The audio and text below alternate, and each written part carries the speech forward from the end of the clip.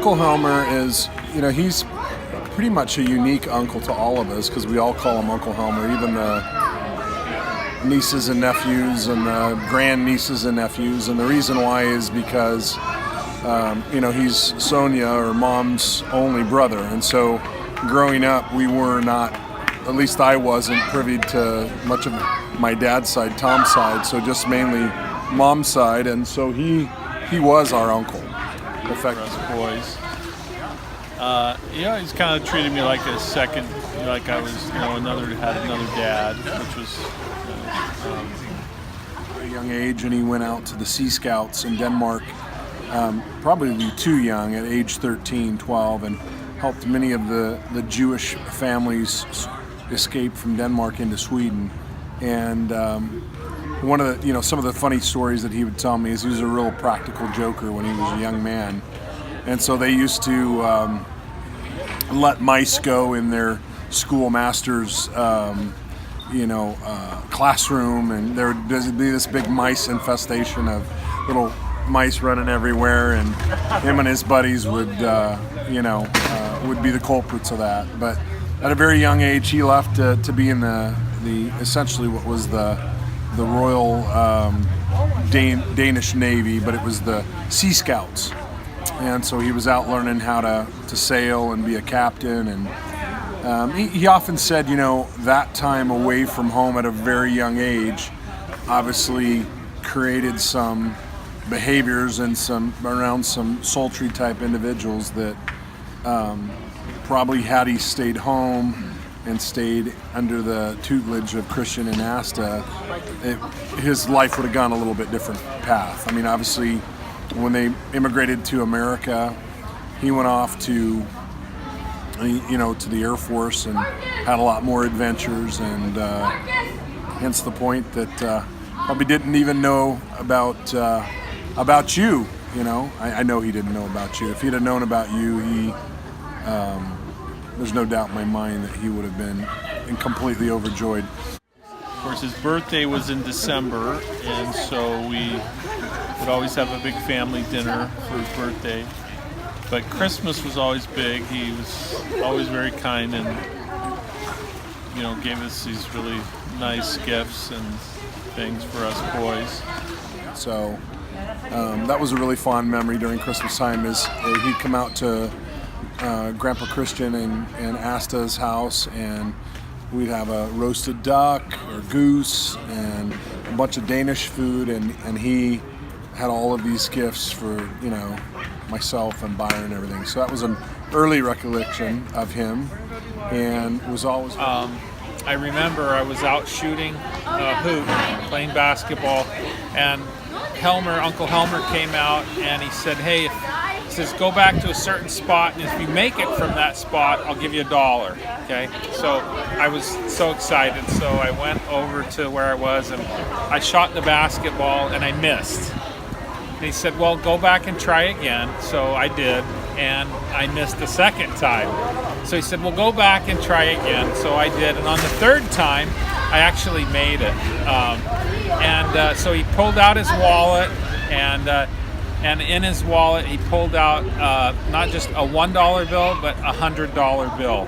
And I will never forget that. If you can imagine a $100 bill at age 12, I don't know, that was back like in the 70s, mid-70s, but that was very special for me. I remember how much he loved sailing. He always had pictures of sailboats in the ocean. And we loved to go out and do that kind of stuff. I was pretty young at the time when we lived in Santa Barbara, so I don't ever remember being on a boat with him, but I remember him talking about going out, that kind of thing. 48-foot sloop, sailboat in the Santa Barbara harbor, and he would take us out, and he would have us get right at the front of the boat and hang over.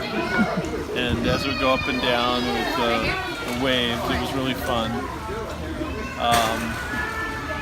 And we helped him sometimes sand the teak wood of the boat. And he used to call Eric and I turkeys. I remember when he'd come visit. Yep, we were turkeys, and he always had some kind of a gift for us. Usually, I remember that quite a bit. What else? He loved to sing. Loved the opera. In fact, I didn't know who Pavarotti was until we met Uncle Helmer. So I do remember him in Santa Barbara listening to opera and vocal music. He loved the big voices of, you know.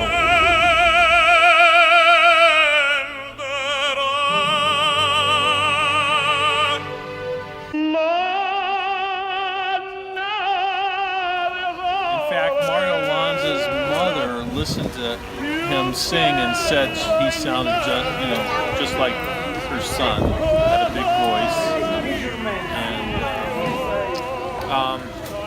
and then let's see. I also remember having to get up very, very early in order to get to the Danish bakery in Newbury Park, California, to be able to bake muffins with my Uncle Helmer. A lot of memories of him as a baker, working in the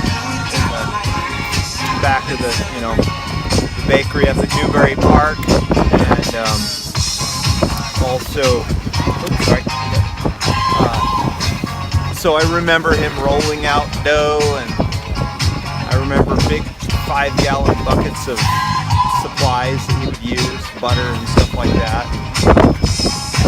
He always kept a bottle of vodka up on the top shelf as well. I remember working for him in Solvang, California. He had a restaurant called Crown Restaurant, and he had a little ice cream parlor next to it, and I helped him, scoop the ice cream and made root beer floats and milkshakes and stuff like that. And he was a really good baker. He loved to make all kinds of pastries. One of my favorites was the rum balls. I just loved those. But his butter rings and Danish pastries were really good. And he was a perfectionist. He wanted to make them just right. He was always very kind. One thing I can tell you about Uncle Helmer was when he said he was going to do something, he did it. Like there was never, like if he said he was going to be somewhere or if he said he was going to do something, he was there, and he was usually 15 minutes early. He said to me a couple of years before he died, he said, one of the greatest blessings that he's had in his life or that he thought we had is a family, and he wished that he'd had a family and just never had the opportunity. And obviously if he'd have known Louis, that you were alive, he would have been over the moon happy in those situations.